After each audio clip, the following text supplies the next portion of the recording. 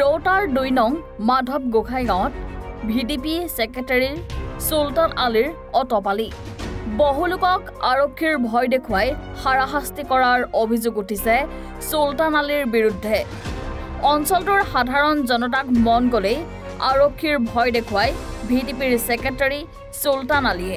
ই rickshaw চালকসকলে টকা দিব লাগে চুলতানক, টকা নিদিলে পুলিচ লগাই উঠাই লৈ যোৱাৰো ভাবুকি দিয়ে চুলতানে। ৰৌতাৰ আৰক্ষী থানাৰ নাম লৈ ভিডিপি ছেক্ৰেটাৰী চুলতানে কৰিছে এনে বহু অনৈতিক কাৰ্য। পূৰ্বৰে পৰা বহু অভিযোগ আছে চুলতানৰ বিৰুদ্ধে। এইবাৰ উপায়ন্তৰ হৈ সকলো ৰাইজ একত্ৰিত হৈ অভিযোগ দাখিল কৰিছে চুলতানৰ বিৰুদ্ধে ৰৌতাৰ আৰক্ষীৰ থানাত।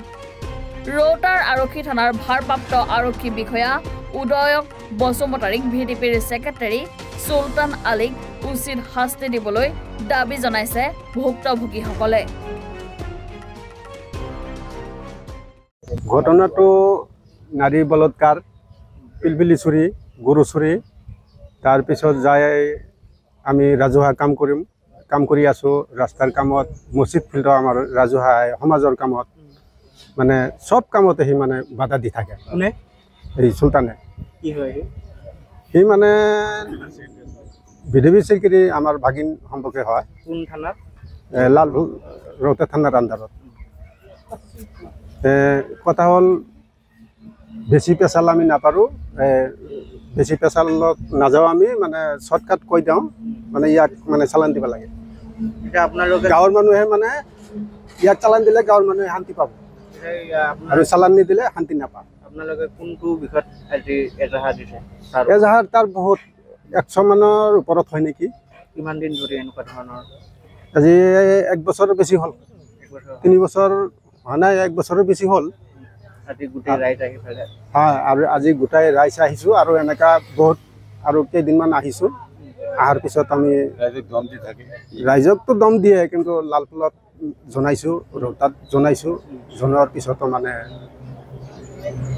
কি কয় আপোনালোকক দম দিবলৈ কি কয়? আৰক্ষীৰ ভয় দেখুৱাই নেকি? আৰু আৰক্ষীৰ ভয় দেখায়, আৰক্ষীৰ ভয় দেখায়। আৰু তাৰ মুৰব্বী এজন আছে, আমি হাজি বুলি মাতো, ইয়াৰ ভয় দেখা। মানে কয় যে আপোনালোক থানাত লৈ যাব, থানাত লৈ যাব, পুলিচ কেছ কৰিব, কোৰ্টত পঠাই দিব, আৰু আমদা লৈ আহে, লাঠি লৈ আহে। তাৰ ওপৰত কখন কি কেছ আছে? কেইটামান গোচৰ আছে। কি গোচৰটো পিলপিলিৰ গোচৰো আছে, বলৎকাৰৰ গোচৰো আছে। তাৰপিছত ট্ৰেক্টৰৰ পৰা মাহিলী পইচা লোৱা আছে। তাৰপিছত থানাৰ নাম লয়। তাৰপৰা ৰাস্তাত কাম কৰা, প্ৰতিবাদ কৰে। সি ৰাস্তাত কাম কৰিব নেদে। আমি সমাজৰ মছজিদৰ কাম কৰোঁ, মছজিদ ফিল্ডত আমি মাতি পেলাইছোঁ, তাতো প্ৰতিবাদ কৰে, কমপ্লেইন কৰে। পলিটিকেল পাৰ্টিৰ লগত জড়িত নেকি? পলিটিকেল পাৰ্টিৰ লগত জড়িত নাই, আমি মানে নাজানো, কিন্তু আছে নে নাই ইমান গম নাপাওঁ। যোৱাকালি আনিছে, তাক চালান দি দিব লাগে। 2 নম্বৰ মাধৱগাঁও গাঁৱৰ প্ৰথমত ভিডিপি ছেক্ৰেটাৰী মই আছিলোঁ। 8-9 বছৰ মই চলালোঁ। মোৰ নিজৰ বিশেষ অসুবিধা হোৱাৰ কাৰণে মই এৰি দিলোঁ। এৰি দিয়াৰ পিছত চুলতানে পালে, যেনেবাকৈ মিলাই লৈছিলে। তেওঁ লোৱাৰ পিছত তেওঁ 1 বছৰমান ভালে চলালে। তাৰপিছৰ পৰা মানে সকলো ক্ষেত্ৰত, যিটো ক্ষেত্ৰত সি যাব নালাগে তাতো যায়। ৰাইজক ইমানেই হাৰাশাস্তি দিছে, মানে গাঁওখনৰ পৰিস্থিতি একেবাৰে জুৰুলা কৰি দিছে। সি কোনোবা দুখীয়া মানুহ এজনে 8-9 লাখ টকাৰ ট্ৰেক্টৰ এখন কিনিছে, তাৰ পৰিয়ালটোৱে ট্ৰেক্টৰৰ ওপৰত নিৰ্ভৰ।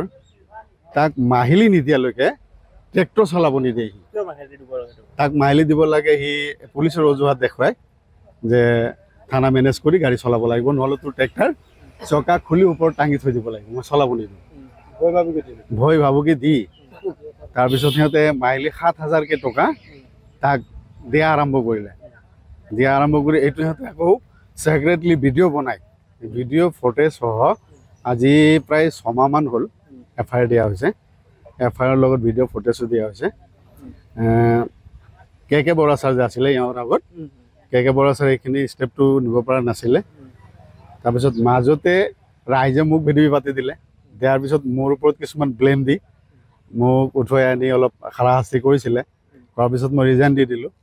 দিয়াৰ পিছত আকৌ চুলতান প্ৰচেছ কৰিলে। ইফালে কাৰোবাক কাৰোবাক লগ ধৰি আমাৰ বিভাগীয় কৰ্তৃপক্ষ যিবিলাক ভিডিপি বনায় সিহঁতক লগ কৰি এইফালে প্ৰচেছটো আগুৱাই লৈছিলে CIBটো ছাৰো কিজানি অলপ হেৰি দিছিলে চাথ দিছিলে বুলি গম পাওঁ তাৰপিছত ৰাইজে আকৌ এই বস্তুটো গম পায় তাৰ ওপৰত উত্তেজিত হৈ ৰাজহুৱাভাৱে এজাহাৰ দিয়া আৰম্ভ কৰিলে যে 6 মাহমান আগত 1 মাহৰ 10 দিনৰ ভিতৰত 4খন ই-ৰিক্সা চুৰি যায় সেই ভিডিপিত তেতিয়া 4খন ই-ৰিক্সা চুৰি যায় 6টা গৰু চুৰি যায় য'ত নেকি সম্ভৱে নহয় এটা গৰু ওলোৱা মেইন টাৰ্ণিঙত ঘৰ আৰু ইফালেতো ইলেক্ট্ৰিচিটি আছেই তাৰ পৰা 6টা গৰু চুৰি গ'ল 4টা গৰু লৈছে মটলেবালি বুলি এজন মানুহৰ তেওঁৰ ডিলাৰ আমাৰ সমবায় ডিলাৰ আৰু তেওঁৰ যিটো ভাইটি তাহেৰ বুলি কয় পগলা বেঙা টাইপ মানুহজন হাজিৰা কৰি খায় তেওঁৰ 2টা গৰু দুৱাত মানে বহুত বেয়া পাইছোঁ আমি